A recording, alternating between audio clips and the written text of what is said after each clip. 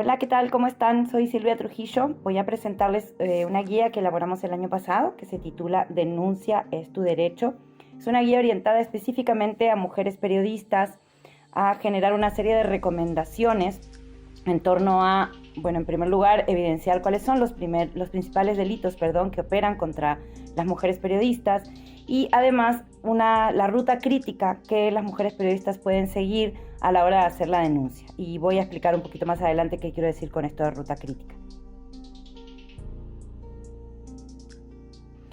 El proceso que nos llevó a la elaboración de la guía partió de una investigación previa donde participaron alrededor de 50 mujeres periodistas de las distintas regiones del país, porque nuestra intención era, en primer lugar, identificar no solamente cuáles son esas violencias que operan contra las mujeres periodistas, sino también cuáles son los impactos que genera en su desempeño profesional, cómo le han hecho frente, quiénes son los principales agresores, cuáles son las respuestas que han recibido del Estado.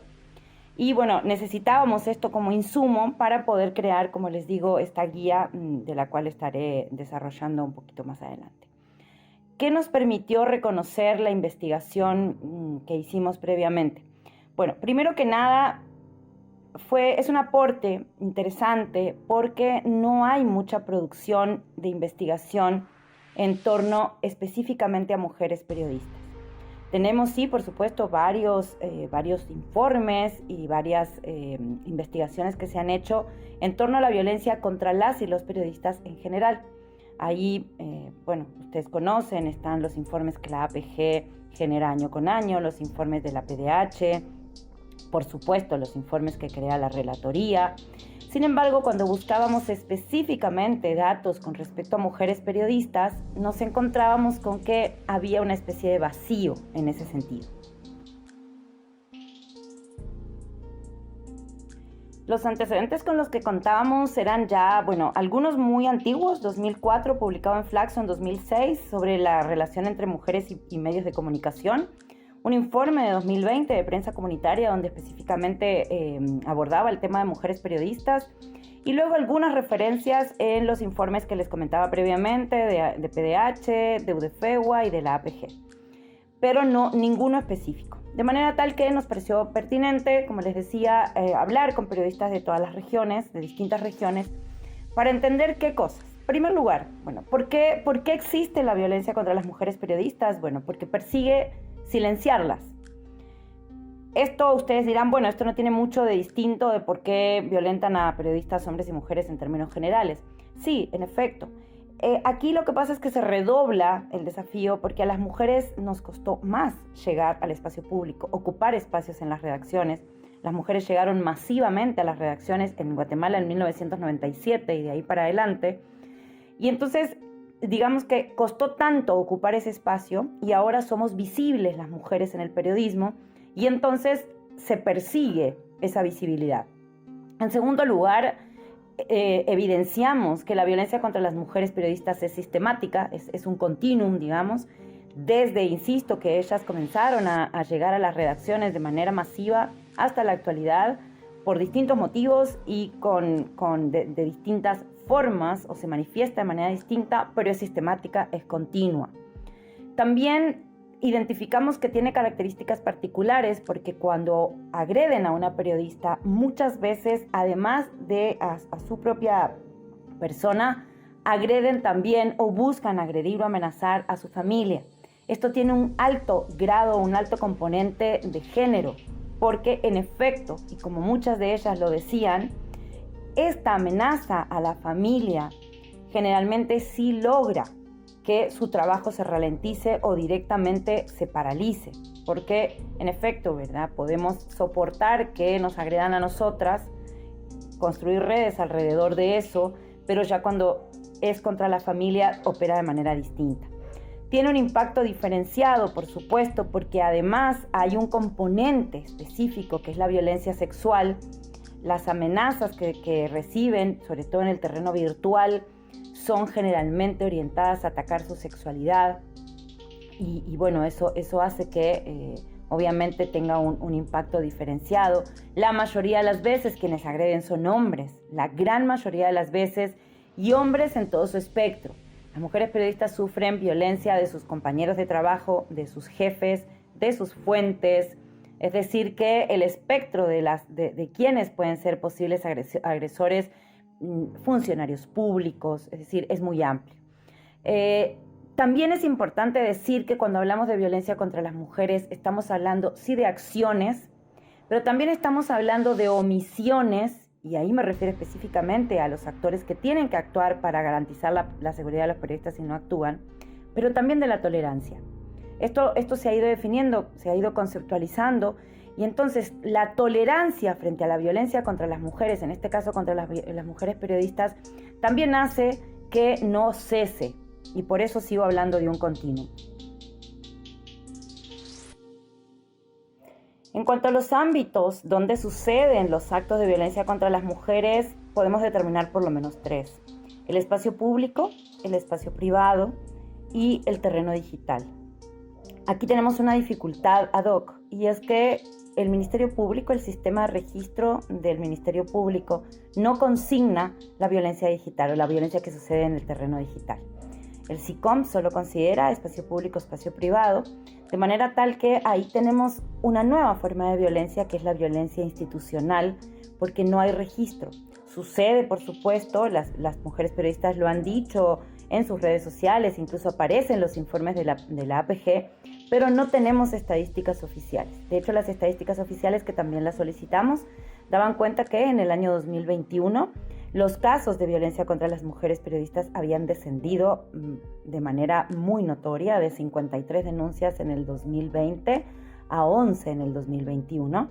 Cuando consultamos a la Fiscalía se nos respondió que era porque era tan importante el trabajo que la Fiscalía estaba haciendo en su labor de obtener justicia, que por eso se habían disminuido las denuncias. Por supuesto que esto no es interpretado así por las mujeres periodistas, por supuesto que tiene que ver con otras motivaciones. Pero bueno, importante entonces decir que ahí opera una forma de violencia distinta que también hay que visibilizar. Y lo último que quiero decir con respecto a esto es que el impacto diferenciado se nota también, o se percibe también, o se vive también de acuerdo con el tipo de ejercicio periodístico que se hace. Por ejemplo, si se es una mujer periodista del ámbito comunitario, entonces ahí se entrecruzan otras categorías de opresión. Si se es joven, también hay un cruce distinto. El tipo de periodismo que se haga, el tipo de investigación. Por ejemplo, una de las interpretaciones es que la violencia contra las mujeres periodistas ha aumentado porque se animan ahora a cubrir temas que antes no eran objeto de sus coberturas, como por ejemplo la corrupción, darle seguimiento a proyectos extractivos, por supuesto que tomar en cuenta derechos sexuales y reproductivos, el periodismo deportivo. Todo eso fue señalado en la investigación como factores que en efecto hacen que haya entrecruce de opresiones y que la violencia tenga impactos diferenciados.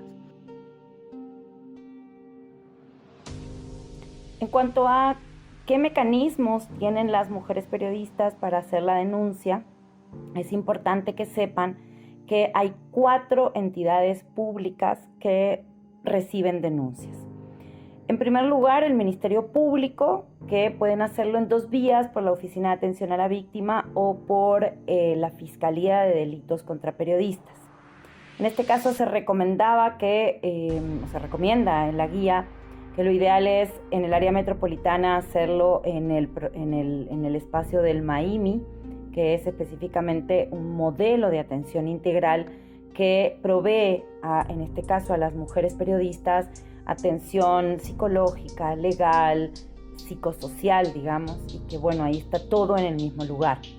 Claro, también decimos que si se hace ingresar la denuncia por la Oficina de Atención a la Víctima o por el MAIMI, ellas tienen que enfatizar que son periodistas, porque ahí hay un delito particular que se comete sí contra ellas, pero además contra la libertad de expresión. Entonces es importante que si ingresa por esta vía se enfatice el hecho de que son periodistas.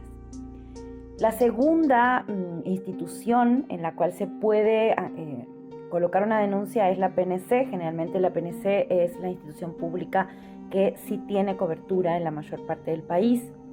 Y bueno, también la PNC luego tiene que, dirigir la denuncia al Ministerio Público y seguir el proceso. En los casos donde no hay MP o PNC, lo que se puede hacer es denunciar por los juzgados de paz, y los juzgados de paz en este caso están obligados a dictar medidas de seguridad cuando la denuncia o el acto es muy grave. Y en última instancia también se puede colocar la denuncia en la Procuraduría de Derechos Humanos en dos situaciones: cuando quien agrede es un funcionario público, o cuando la persona ha ido a hacer su denuncia a alguna institución y no se la han querido recibir por X o Y motivo. La obligación de la PDH, es acompañar el proceso y en todo caso justamente pedir explicaciones de por qué la denuncia no se quiso recibir y sugerir que así se haga. Estos son los cuatro mecanismos. Por supuesto, yo lo estoy contando de manera muy, muy rápida, pero ustedes en la guía, que insisto, por aquí está, pueden tener más desarrollado toda esta información. Y bueno, otros mecanismos como el botón de pánico, etcétera, etcétera.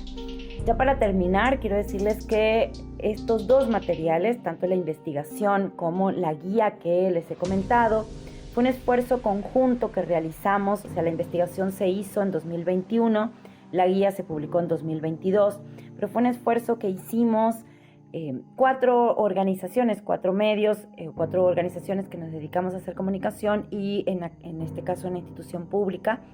Fuimos la Asociación Aliadas de Quetzaltenango, la Red Junnaoj, la Cuerda, la Red Rompe el Miedo Guatemala, y en este caso también nos acompañó la Procuraduría de Derechos Humanos en la anterior gestión, no en la que está actualmente. Este esfuerzo, como digo, llevó varios meses y bueno, está a su disposición en redes. Y bueno, lo último, decirles que en la investigación también ustedes pueden contar con una serie de recomendaciones, porque en esta guía solo construimos información con respecto a las denuncias que se pueden colocar en el sistema de justicia, pero sabemos muy bien que para muchas mujeres periodistas el sistema de justicia no responde, es interpretado, y en efecto así lo es, como un sistema de justicia androcéntrico todavía, patriarcal, que no responde a las necesidades específicas de las mujeres. Y en la investigación nosotras desarrollamos una serie de medidas que las periodistas sugirieron para hacer redes entre nosotras. Es decir, que entre organizaciones que nos dedicamos a la defensa de derechos humanos, periodistas, el gremio periodístico, se pudieran construir redes que operen en defensa de las mujeres periodistas. Les agradezco muchísimo por la escucha, espero que sea útil toda esta información y bueno, cualquier cosa quedamos en comunicación para ampliar lo que sea necesario. Muchas gracias.